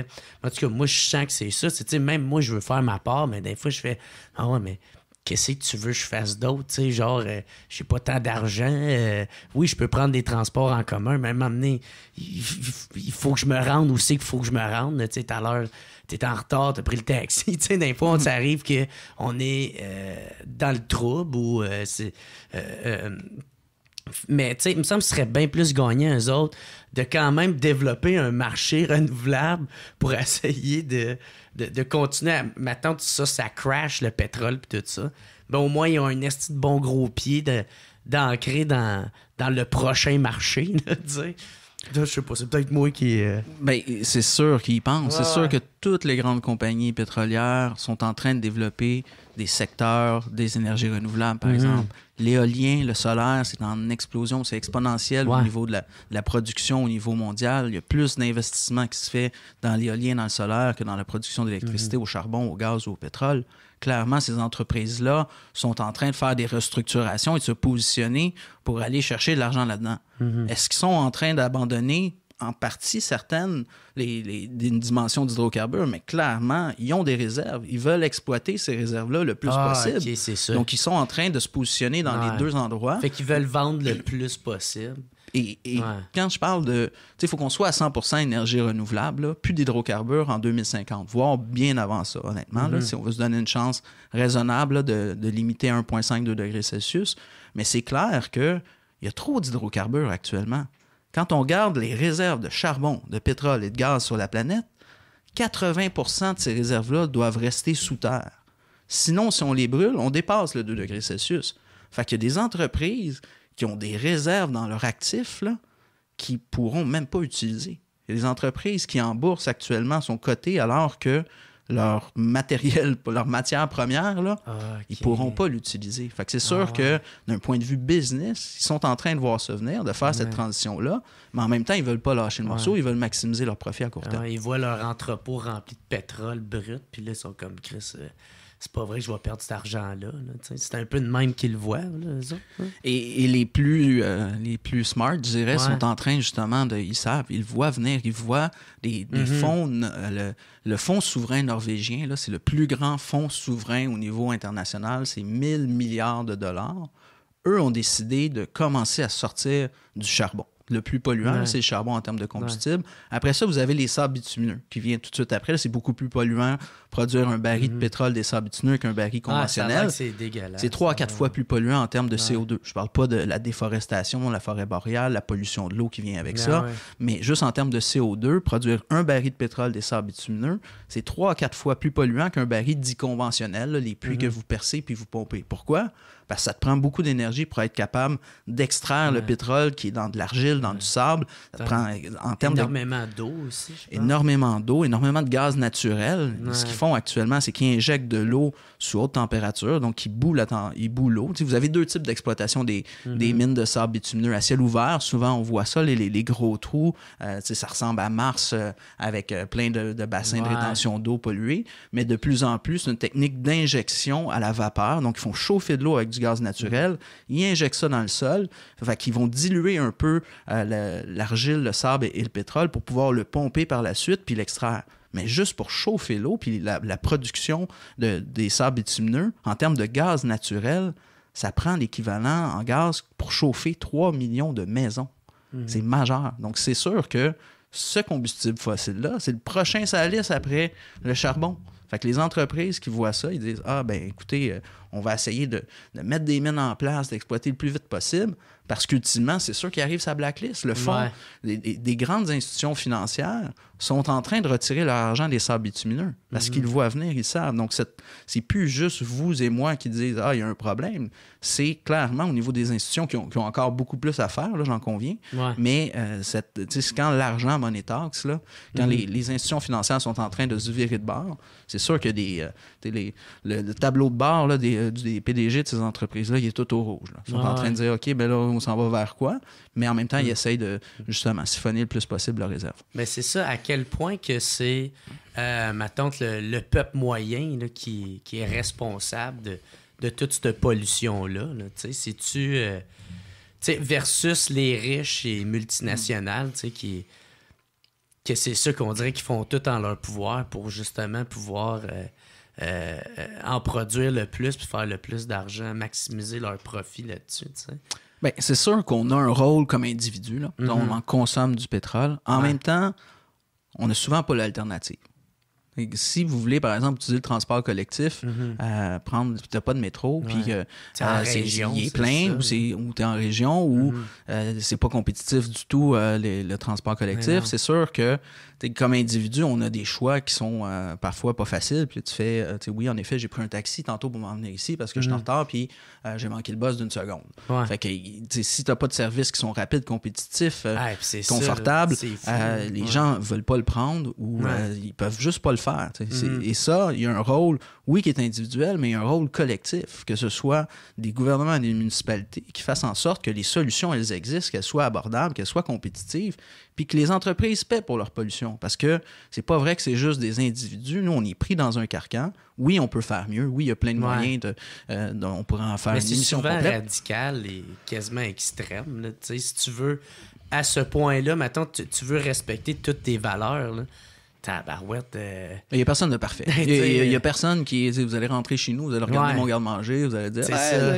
C'est sûr qu'on a tous des choses, puis c'est utopiste de penser qu'on serait parfait. Je pense qu'il est important, c'est déjà d'être conscient qu'on a un impact, qu'on a tous quelque chose à faire de mieux, puis de mettre en place des habitudes qui durent. T'sais, si vous voulez devenir vegan ou végétalien, puis là, vous restez une semaine, puis après ça, vous sacrez tout ça parce que c'est trop tough à bâbord, puis vous recommencez à manger de la viande, bien, ça donne pas grand-chose. Versus juste diminuer, par exemple, sa consommation de viande de manière durable. Je parle pas de devenir justement 100% végétarien, ou quoi que vous pouvez le devenir, j'ai aucun problème avec ça, puis vegan, beaucoup d'admiration, mais c'est pas tout le monde qui peut, c'est pas tout le monde qui ont les trucs, puis c'est plus difficile à certains égards au début comme transition. Fait que c'est mieux de faire des efforts, de réduire, d'utiliser un peu ton transport collectif, de juste changer, par exemple, là, c'est con, là, mais juste changer la manière qu'on conduit, là.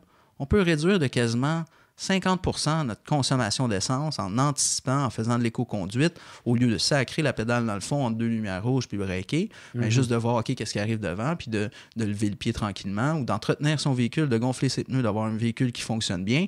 Ça fait en sorte qu'on peut réduire drastiquement une vitesse, mettons, une vitesse constante sur l'autoroute va faire en sorte qu'on réduit beaucoup nos émissions. Donc, il y a, oui, des choix de véhicules aussi qui doivent être faits. Oui, il faut prioriser le transport collectif, mais si on est obligé de prendre des véhicules, bien, il y a des moyens de réduire. Et ça, on n'a pas le choix de le faire. Ceci étant dit, après ça, il faut aussi que les gouvernements fassent la job. C'est sûr que vous avez des manufacturiers, je parlais des pétrolières, mais les manufacturiers automobiles font partie du problème pas mal aussi avec, il y a des véhicules, les mêmes véhicules qu'on a ici, bien, il y en a en Europe, même modèle à peu près, qui consomment 50% moins d'essence. C'est sûr que vous et moi, on ne peut pas faire ça.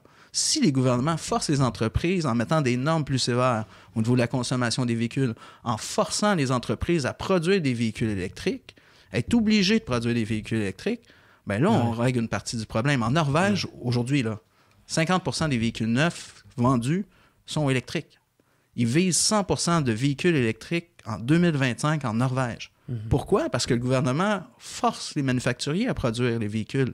La Chine sont déjà à 8% de véhicules électriques qui vont être à 12% de véhicules neufs vendus en 2020. Nous autres, au Québec, on vise à peine 15% en 2025. La Chine fait mieux que nous. Ils mettent 1 million de véhicules électriques par année actuellement sur les routes. Il y a 9500 autobus électriques à chaque 5 semaines qui sont rajoutés sur les routes en Chine. On a de la misère d'en avoir 3 à Montréal. Et il y a aussi ça. Il faut que les gouvernements mettre en place des alternatives, force les entreprises, fasse payer les entreprises pour leur pollution. Et ultimement, oui, on a un impact individuel, mais les grands pollueurs, les grandes entreprises pétrolières, à commencer par eux, ce sont eux les grands responsables, du fait que nos gouvernements n'ont pas bougé rapidement, mais aussi des émissions historiques parce que leur business, c'est de vendre du pétrole puis d'en brûler, puis sont prêts à tout pour faire ça. Ouais. Puis là, tu sais, si on parle un petit peu plus de toi, est-ce que c'est difficile de pas devenir cynique? Tu sais, quand tu as les yeux constamment dans les statistiques, puis tu vois que ça vient de plus en plus grave, puis que, tu sais, genre... Moi, en tout cas, c'est une des raisons pour que je veux pas d'enfants, parce que je suis persuadé que cette planète-là va exploser, puis fait que ça me tente pas de leur faire vivre ça, là. Mais tu sais, c'est-tu difficile? Tu sais, toi, t'es constamment là-dedans, là, tu sais. Bien, c'est sûr que ça fait, j'en parlais tantôt, ça fait à peu près 17 ans que je fais ça, là, presque 20 ans. Fait que je le vois depuis longtemps, ce phénomène-là. Je vois aussi l'émergence de la conscience populaire puis de la mobilisation. Mm-hmm. Ce qu'il faut comprendre quand on regarde les constats catastrophiques qui nous pendent au bout du nez, c'est que c'est pas une falaise, là. C'est pas un seuil, on arrive à 1,5 degrés Celsius, puis là, on tombe tout dans le vide, puis on meurt, puis il n'y a plus de planète. C'est pas ça du tout. C'est un gradient, puis c'est une évolution. Et on sait que si on dépasse le 1,5 degrés Celsius, ce qu'il va falloir faire, c'est revenir le plus rapidement possible sous ce 1,5 degrés Celsius-là. Fait que même si on se rapproche du 2 degrés, on sait qu'il faut, par la suite, redescendre. Comment on fait ça? Essentiellement, c'est en augmentant la captation naturelle de CO2 qui se fait. Le meilleur moyen, là, c'est les arbres. C'est d'arrêter de faire la déforestation. C'est de protéger les forêts anciennes. C'est d'augmenter le couvert forestier au niveau international, au niveau québécois aussi, canadien, etc., pour capter davantage de CO2. Donc, ultimement, tous les scénarios là, qui disent « Hey, il faut qu'on soit à net zéro émission en 2050, plus d'émissions de CO2 », ça veut dire que par la suite, il faut même être en émissions négatives. Donc, tous les scénarios là, qui disent « Ah, ça, on veut limiter à 2 degrés Celsius », on tombe dans des émissions négatives après, dont on augmente la captation. Fait que c'est sûr qu'il faut garder ça en tête. On essaie de limiter le plus possible. Puis si on dépasse, ce qui va arriver clairement pour le 1,5 degrés Celsius, ben, il va falloir compenser davantage, il va falloir capter davantage de CO2. Une fois qu'on a compris ça, après ça, les solutions, elles existent encore une fois. Elles sont là. Je veux dire, ça prend des gouvernements, puis ça prend des gens qui poussent les gouvernements pour les mettre en place. Et moi, je fais ça à tous les jours, essentiellement. Fait que c'est sûr que oui, je trouve pas ça drôle, les constats, parce que la première fois que j'ai eu une conférence sur les impacts des changements climatiques, c'est en 1999, dans mon bac en administration des affaires, concentration, sécurité, gestion de crise, où on apprenait à gérer des crises comme le verglas. Puis déjà en 1999, Environnement Canada nous présentait les impacts potentiels des changements climatiques et que ce soit exactement les événements extrêmes qu'on voit là. Fait que c'est sûr que tu fais « Aïe, aïe, OK, on vient de perdre 20 ans, admettons, là. » Mais en même temps, il y a un éveil collectif. En même temps, il y a... fait que ça te remonte le moral un peu. Ben, quand t'es dans l'action, au moins, t'as pas... Tu sais, puis on n'a juste pas le choix. On n'a juste pas le choix. Fait qu'on peut faire... on se met la tête dans le sable, puis on lègue justement une planète pourrie qui l'est déjà à plusieurs égards, ou on fait le plus possible, puis on limite les dommages, puis on crée... Parce que c'est intéressant en plus, la transition. Il n'y a personne qui est contre l'idée de diminuer la pollution de l'air, puis diminuer le nombre de personnes qui meurent de manière prématurée à Montréal à chaque année en raison de la mauvaise qualité de l'air. Là, c'est 1500 personnes. Il y a personne qui est contre des transports collectifs rapides, efficaces, qui nous amènent à la bonne place, puis qu'on est assis, puis qu'on lit, puis qu'on peut parler au téléphone, puis qu'on n'est pas pogné dans le trafic, puis qu'on ne perd pas notre temps. Améliorer les quartiers, aménager l'urbanisation, faire de l'aménagement urbain intelligent, c'est plus productif, c'est moins stressant. Il y a plein d'opportunités de faire l'agriculture locale, de faire des serres au Québec. Donc, il y a une panoplie de solutions qui sont intéressantes aussi, qui arrivent partout. Ça arrive partout, au niveau communautaire, au niveau des villes, au niveau des pays. Évidemment, on n'est pas encore rendu là à plusieurs égards, mais moi, je pense que on a une conscientisation qui n'a jamais été aussi grande. Enfin, les climato-sceptiques sont réglés. Il n'y a plus personne qui questionne la science. Il y a encore des négationnistes là, qui tentent de ralentir. Mais c'est pas linéaire, la mobilisation. C'est ça qu'il faut comprendre. C'est que le changement n'est pas linéaire et que là, par exemple, vous avez un changement de gouvernement ou vous avez une période de canicule comme l'été passé où il y a... un éveil collectif qui commence à se faire, qui se rajoute avec d'autres choses.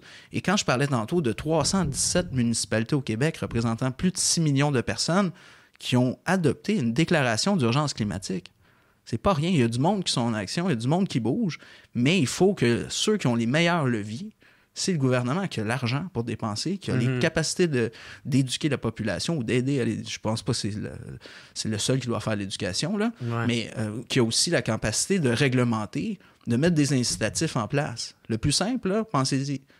Essayez de faire du recyclage si vous n'avez pas un gouvernement qui vous met un bac à recyclage puis qui vient ramasser votre recyclage. Ouais, c'est ça. C'est pas évident.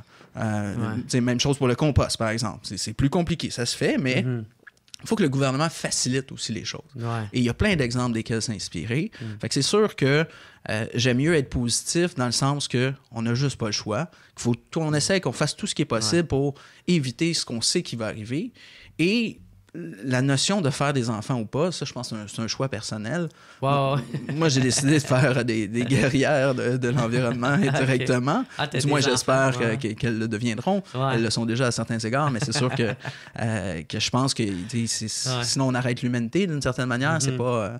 il y a moyen d'avoir un niveau de vie qui respecte justement les limites des écosystèmes planétaires, où on a un impact moindre au niveau dans le choix d'où on habite, dans le choix de comment on se déplace, dans ce qu'on consomme.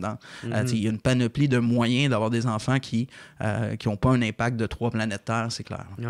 Mais ça t'est pas arrivé des fois, genre, de vouloir tout calisser là, genre, de tout sacrer là, puis faire comme... genre, tu sais, des moments de... T'es découragé, tu sais...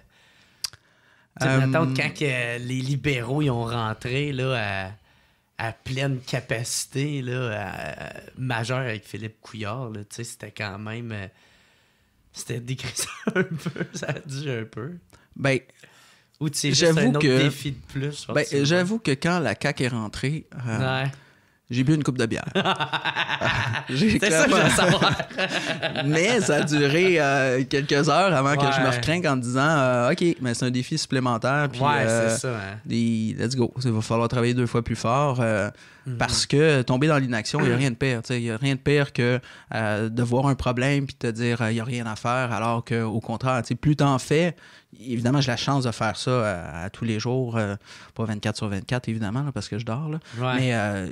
Mais clairement, quand tu es dans l'action, tu te rends compte, justement, que ça te nourrit, que tu n'es pas tout seul, que ça a un impact. Quand je parlais des manifestations, ça a un impact. Quand les gens débarquent dans leur conseil municipal, et ce sont des citoyens qui ont fait ça, là, sont débarqués dans les 317 conseils municipaux, puis ont demandé, puis ont présenté le cas à leur administration municipale d'adopter une déclaration climatique, d'urgence climatique. Et après ça, une fois qu'une ville adopte ça, ben là, il faut qu'elle soit cohérente. OK, une fois que tu as adopté qu'il y a une urgence climatique, tu peux pas te tourner les pouces et rien faire. Fait qu'il y a plein d'exemples de mobilisation, de projets qui ont été bloqués au Québec, que ce soit, par exemple... Énergie S de TransCanada, les belugas le port qu'on a fait sauter, on a... c'est mauvaise expression, on a bloqué le projet de port d'exportation. Les éco-terroristes. Mais donc, on a réussi à bloquer ça. On a réussi à bloquer la centrale au gaz naturel du Suroît au Québec. On a réussi à bloquer la privatisation du Mont Orford. On a réussi à bloquer le projet Rabaska. Donc, il y a une panoplie qui était un projet d'exportation de gaz naturel liquéfié. Il y a une panoplie de victoires. Il y a des pipelines qui ont été bloquées sur la côte ouest aussi. Même chose aux États-Unis, ils sont encore pris avec des projets. Donc, c'est sûr qu'il faut gagner du temps aussi. Il faut arrêter de mettre des infrastructures pétrolières, gazières, charbonnières, des pipelines, des trains, des ports, des bateaux, tout ce qui facilite la consommation puis la production de pétrole, dans le cas des sables bitumineux, mais aussi on peut parler des gaz de schiste. Les gaz de schiste au Québec, le gouvernement Legault a dit « je ferme la porte aux gaz de schiste ». C'est sûr qu'il n'aurait jamais fait ça s'il n'y avait pas eu une mobilisation comme on n'a jamais vu au Québec à travers le Québec avec plus de 130 groupes citoyens qui se sont coalisés ensemble, qui ont fait un regroupement et qui ont fait reculer les gazières qui étaient déjà, ils ont fait 34 puits au Québec, 34 fracturations qui ont fait avant que les gens débarquent puis disent un instant, qu'est-ce que vous faites chez nous, les cow-boys des gazières? Il n'y a personne qui a signé un pacte avec vous autres pour que vous veniez fracturer notre sous-sol. C'est notre terre, on ne veut pas ça, on est capable de faire bien mieux que ça au Québec. Et il y a des exemples de ça. Et ça, il faut comprendre que cette mobilisation-là, que ce soit, je parlais tantôt de la pression sur les pays qui sont passés d'engagements qui nous dirigeaient vers un réchauffement planétaire de 5 degrés Celsius à 3 degrés Celsius, mais là, il faut continuer à faire ça aussi. Il faut talonner les gouvernements. Puis, en bout de ligne, il faut prendre le pouvoir, sinon il faut changer. Il y a plein d'enjeux avec le système démocratique. Là, on pourra revenir là-dessus, mais c'est clair que Si on est dans l'inaction, il n'y a rien qui va se passer. Et il y a plein de moyens de s'impliquer. D'un point de vue individuel, déjà quelqu'un qui fait un effort dans sa vie, je trouve que c'est déjà un bon début. Mais après ça, tu peux justement t'impliquer, mettre de la pression sur tes gouvernements à tous les niveaux. Tu peux proposer des choses, partir des groupes. Tu peux appuyer des groupes aussi comme Greenpeace, là, qu'on est indépendant, mais il n'y a pas juste nous autres, il y a plein d'autres groupes environnementaux. Mais tu sais, chez Greenpeace, ça, souvent, il y a des actions qui sont quand même assez... extrême. Tu sais, genre, mettons, d'aller s'attacher après un pipeline ou, tu sais, d'aller grimper dans une grue ou un affaire. Tu sais, est-ce que vous pensez que vous gagneriez des fois à essayer de, je sais pas, de vous adapter ou de, mettons, de descendre un peu la cadence ou juste, mettons, non, c'est ça le but de Greenpeace, de justement faire en sorte de poser des gestes des fois qui peut paraître radical ou extrême, mais c'est ça qui fait éveiller les consciences qui revendiquent vraiment. Là, ben non, je pense qu'au contraire, il faut que ça se généralise même comme genre de choses. La logique, elle est simple. Hein? À la base, là, on n'a pas rien à inventer. Ce qu'on demande, c'est le respect de la science. De base, quand je demande au gouvernement l'objectif que devrait avoir le gouvernement, je ne l'invente pas comme ça sur le coin d'une table pour le fun. Là, on a des scientifiques au niveau international, dans 40 pays, il y a des PhD, j'ai une maîtrise en sciences de l'environnement, il y a des gens qui ont des doctorats. On se colle sur la science parce que la science est déjà suffisante pour dire « Hey, regardez, c'est drastique comme changement que ça prend. » C'est ça que la science... Couper les émissions de moitié d'ici 2030, là, d'ici 10 ans, c'est drastique, mais c'est ça qu'il faut faire. Après ça, quand on regarde, puis qu'il y a des gouvernements qui font rien, qui se traînent les pieds, qu'il y a des centaines de millions de personnes qui sont déjà impactées par les changements climatiques, qu'on le vit déjà ici au Québec, au Canada, qu'il y a déjà des morts en raison des changements climatiques, le lien, vous allez me dire, OK, mais là, c'est pas juste les changements climatiques, mais on le sait clairement que ce qu'on a vécu comme période de canicule, ça va juste augmenter, ça va être pire si on fait rien. Fait que là, à partir du moment où les gouvernements sont irresponsables, où ils passent des lois qui sont irresponsables, où ils achètent des pipelines, par exemple, pour faire l'expansion du principal problème au Canada, qui est la production de pétrole et gaz, c'est clair que nous, on pense qu'il faut aller défier les lois. Il faut aller à l'encontre des lois actuelles. Et on le fait depuis 45 ans quasiment, depuis 50 ans quasiment, et de manière toujours non violente. C'est de la désobéissance civile non violente. Ouais, c'est ça. On forme des gens, il y a des activistes, on est...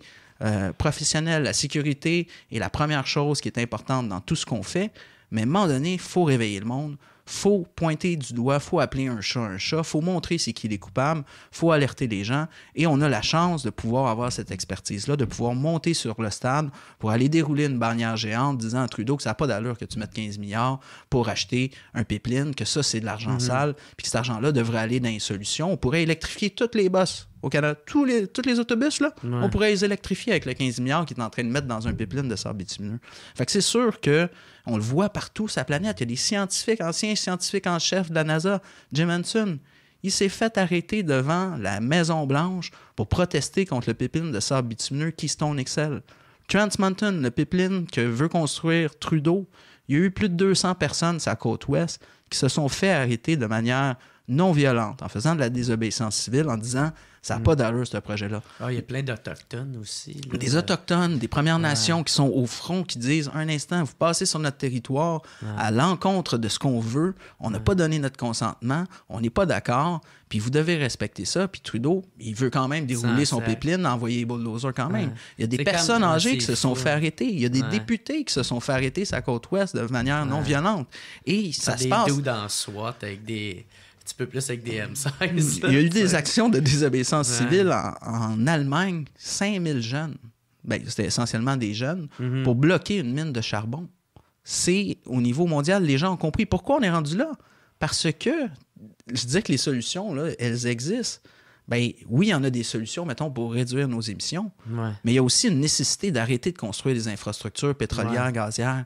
On ne peut plus rajouter l'infrastructure pétrolière, gazière et charbonnière. Si on veut limiter le réchauffement à 1,5 degrés Celsius, regardez bien en dessous, là, on regarde ce qu'il y a actuellement, toutes les pipelines, les trains, les puits de pétrole, les mines de sable bitumineux, les mines de gaz ou les puits de gaz, etc. Si toutes ces infrastructures-là sont utilisées jusqu'à la fin de leur vie utile, on va émettre trop de CO2 dans l'atmosphère. Il Il y en a déjà trop des infrastructures pétrolières. Et là-dedans, j'inclus aussi celles qui amènent une consommation ou une augmentation de la consommation, comme par exemple élargir des autoroutes, construire des routes, construire le troisième lien.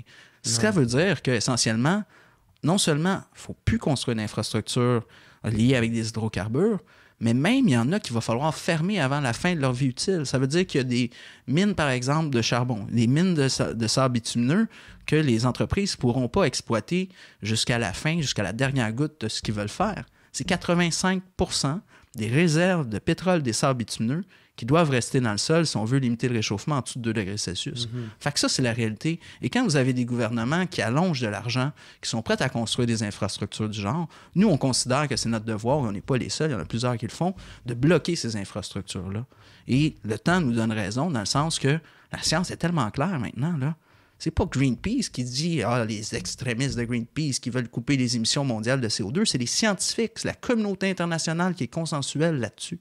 Ouais. Fait que nous, notre devoir, c'est d'utiliser ça, d'utiliser les moyens qu'on a pour conscientiser les gens, mais aussi ce qu'on veut ultimement, c'est que tout le monde arrive à ça. C'est pas vrai qu'on va signer des pétitions, qu'on va marcher, puis qu'il n'y a rien qui va se produire. S'il faut aller plus loin, s'il faut aller occuper des bureaux de ministres, s'il faut bloquer des autobus en campagne électorale, s'il faut faire n'importe quoi, il va falloir le faire. Il va falloir trouver... Tu sais, quand on parle d'urgence climatique, là, ça prend des mesures d'urgence mises en place pour régler le problème. Et ça, ben, si les gouvernements le font pas, c'est à nous autres à prendre le pouvoir, c'est à nous autres à créer. Puis je pense que les gens comprennent de plus en plus. Là. Et c'est pas juste nous, c'est des citoyens. Demandez combien il y a de citoyens qui étaient prêts à aller s'enchaîner à un puits de gaz de schiste. Si les gazières auraient débarqué au Québec, il y en avait énormément. Énormément. Ouais. Et ça, je pense que c'est la clé. Si on faut se rendre là, encore une fois, c'est toujours de manière non violente. C'est ça, c'est super. On s'appelle Greenpeace. Ouais. On s'entend que le green, c'est facile à comprendre. Peace, c'est facile à comprendre aussi. Fait que c'est sûr que malgré l'urgence, on pense qu'on est capable d'être suffisamment intelligent et pas on est capable, on n'a pas le choix, c'est dans notre mantra, c'est dans notre manière de fonctionner et on pense que, on le voit, là, Gandhi, il n'a pas frappé personne puis il a réussi à faire justement à l'indépendance de l'Inde. Là. Et il y a plein d'exemples, que ce soit Martin Luther King, que ce soit, ça fait partie des mouvements sociaux. Et quand on est en situation de crise comme actuellement, ben je pense qu'on est rendu là. Qu'est-ce que tu penses de l'ancien... je pense que c'est un des fondateurs de Greenpeace, là, qui est Patrick Moore, on dirait qu'il est... Parce que tu me corrigeras, là, mais on dirait qu'il a retourné sa veste, que là, c'est lui qui fonde Greenpeace, puis là, aujourd'hui, il participe à... Il est comme consultant pour des multinationales un peu louches, tu sais. Fait que c'est quoi tu penses de ça, toi? Ben, honnêtement, je suis pas dans sa tête, là. Mais j'ai un problème de cohérence par rapport aux valeurs qu'il défendait au départ. C'est sûr qu'on est... Tu sais, nous, on est dans 40 pays, on a des millions de supporters, on est totalement indépendants. Ça veut dire que Greenpeace, on n'accepte pas d'argent des gouvernements, on n'accepte pas d'argent des entreprises, pas des partis politiques non plus, parce qu'on veut être totalement indépendant, parce qu'on veut avoir la liberté d'expression, la liberté de penser, la liberté de jugement sur la base de ce qui est bon pour l'environnement. La biodiversité, puis la planète en général, elle n'a pas de voix. Et on se fait, d'une certaine manière, cette voix-là, puis on veut cette indépendance-là.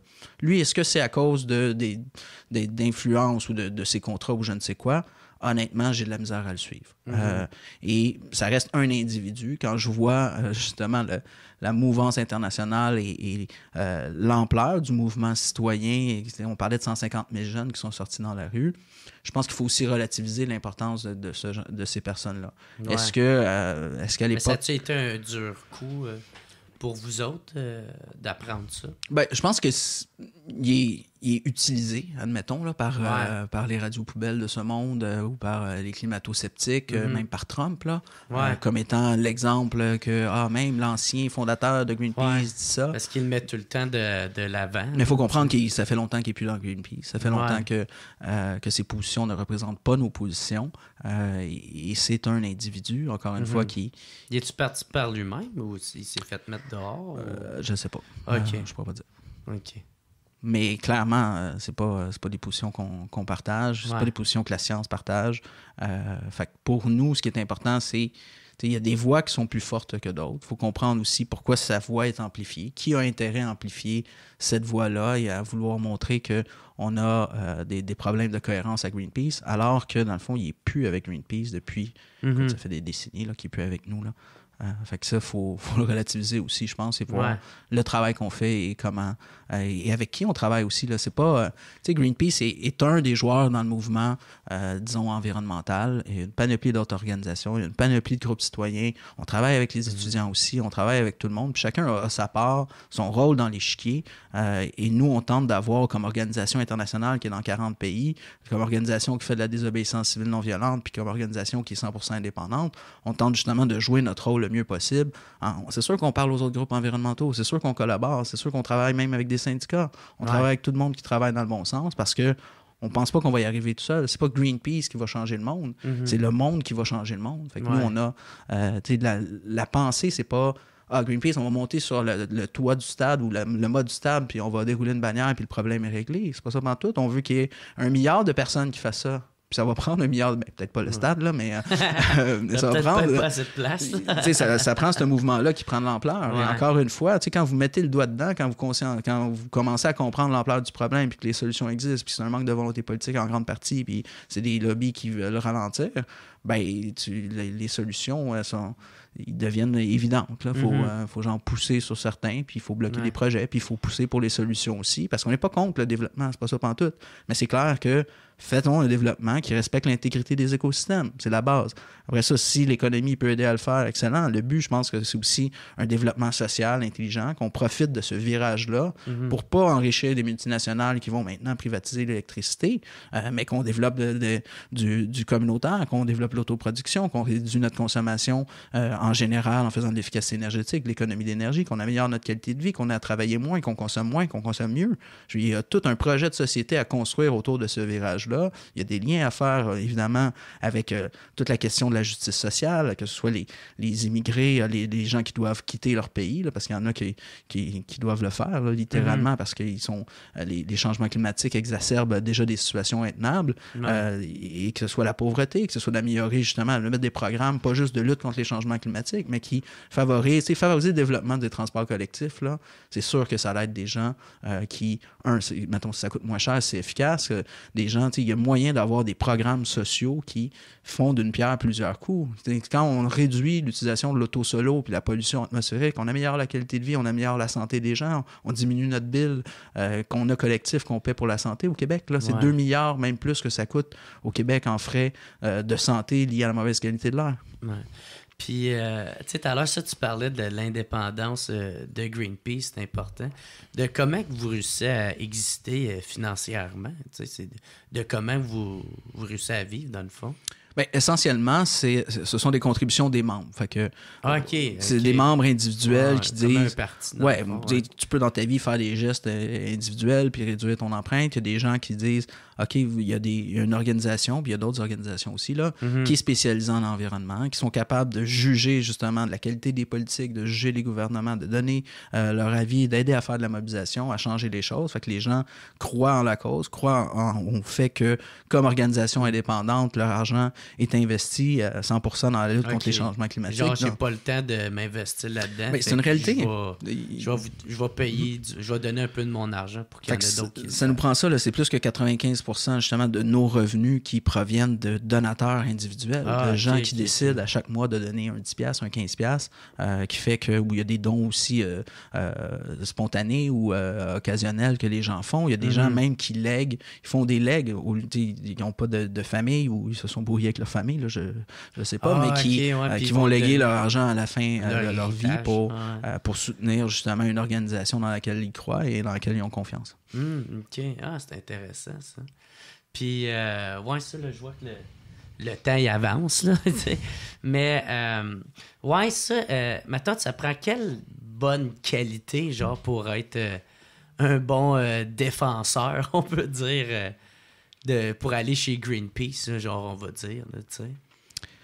Bien, je pense que ça prend de l'humilité, parce que des fois, on va souvent être mis en évidence parce que, justement, on est une grosse organisation, on est international, on a un gros budget, mais en même temps, on fait partie d'un mouvement dans lequel on est vraiment plus fort ensemble. Fait que ça, c'est super important de ne pas voir Greenpeace comme étant les hôtes dans la place. C'est pas ça le défi. Puis des fois, quand on débarque, souvent on débarque avec nos gros sabots puis on prend de la place. Fait que ça, je pense qu'il faut faire attention, reconnaître les autres aussi, qu'il y a tout un travail citoyen. On a bloqué gaz de schiste au Québec, là, c'est pas à cause de Greenpeace. Là. On était là pour aider, mais c'est clairement les citoyens qui l'ont fait. Énergie c'est la même chose. On est un acteur parmi tant d'autres. Donc ça, c'est super important. Sinon, je dirais justement de la collaboration, de l'aspect scientifique aussi, de s'assurer, malgré ce que plusieurs tentent de dire, qui font partie, mettons, de la catégorie radio-poubelle / climato-sceptique ou négationniste, qui veulent dire « Ah, c'est bien Greenpeace, vous êtes des extrémistes ». Moi, j'ai une maîtrise en sciences de l'environnement. Je travaille avec des gens qui ont des doctorats, puis la situation est suffisamment critique juste en référant à la science et à la réalité des chiffres.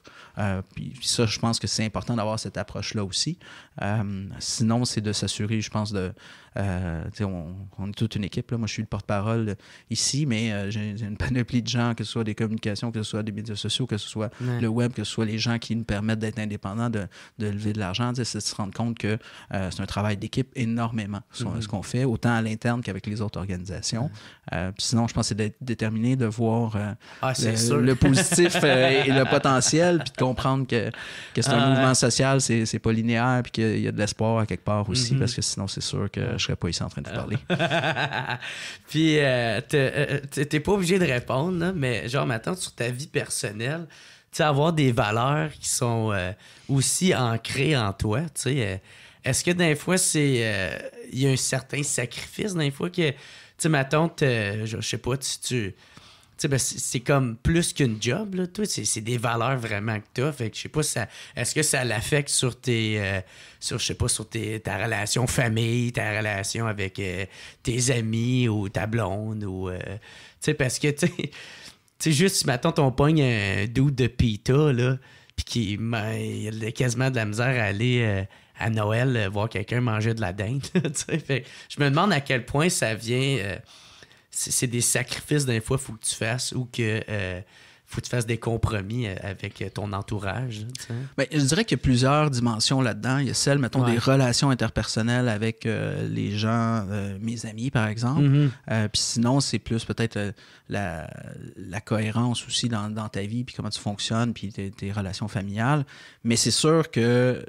Tu sais, moi, je faisais une émission de radio, j'ai fait avec des amis, là, 4 ans d'émissions de radio hebdomadaires, d'actualité environnementale à toutes les semaines, à CISM, à CIBL, puis à Choc FM.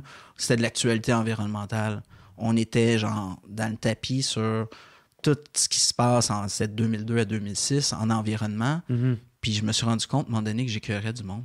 J'écœurais mes amis parce que des gens que ça fait longtemps que tu n'as pas vu, tu te rencontres dans un souper, puis tout ce que tu fais, dans le fond, c'est que tu parles d'environnement, puis tu te dis, hey, ouais, tu pourrais faire ça, tu pourrais faire ça, puis tu parles même plus, puis tu deviens plate pour le monde. Fait que c'est sûr que moi, j'ai la chance d'être porte-parole.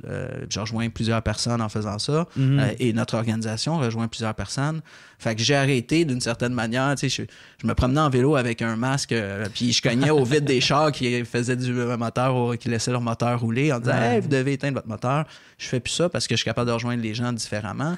Mais c'est sûr que quand je débarque dans une cuisine d'amis, tu sais, déjà, c'est Greenpeace qui débarque. Fait que j'ai même pas besoin de rien dire d'une certaine manière. Et puis je veux plus non plus parce que c'est il y a comme un break à. Il faut avoir un équilibre dans les relations interpersonnelles. Puis je suis pas là pour preacher. Es-tu capable de décrocher un petit peu des fois? Ou clairement, oui. Ouais, okay. Dans le sens que je fais pas de la sensibilisation tant ça. que ça, honnêtement, parce que, 1, c'est demandant. 2, parce que je fais tout le temps ça en longueur de journée avec un micro d'en face. Pas toujours le micro d'en face en longueur de journée. Là, mais ça peut être lourd pour tes proches.